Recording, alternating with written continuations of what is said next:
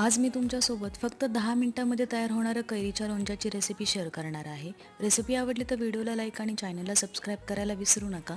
सर्वात आधी इथे मी 2 कैऱ्या घेतलेल्या आहेत. कैरीच्या फोडी करून घ्यायच्या आहेत. अशा छोट्या छोट्या फोडी करून घेतलेल्या आहेत. हे सर्व लोणचं करण्यासाठी लागणारं साहित्य आहे. आता एका पॅनमध्ये 8 चमचे तेल ॲड करून तेल हलकंसं गरम झाल्यानंतर त्यामध्ये 1 चमचा मिरची पावडर, 1 चमचा हळद, चवीनुसार मीठ, 1 चमचा साखर, 2 चमचे जिरा पावडर, 2 चमचे धना पावडर, 3 चमचे मोहरी डाळ ॲड करून सर्व मिक्स करून घेऊ. मिक्स करून झाल्यानंतर यामध्ये कैरीच्या फोडी ॲड करायच्या आहेत. आता सर्व कैरीच्या फोडींना मसाला लागेपर्यंत मिक्स करत राहायचं आहे. सर्व कैरीच्या फोडींना मसाला लागेपर्यंत मिक्स करून झाल्यानंतर आता यावर 2 मिनिटं झाकण ठेवायचं. 2 मिनिटापेक्षा जास्त यावर झाकण ठेवायचं नाही. 2 मिनिटानंतर चेक करूया.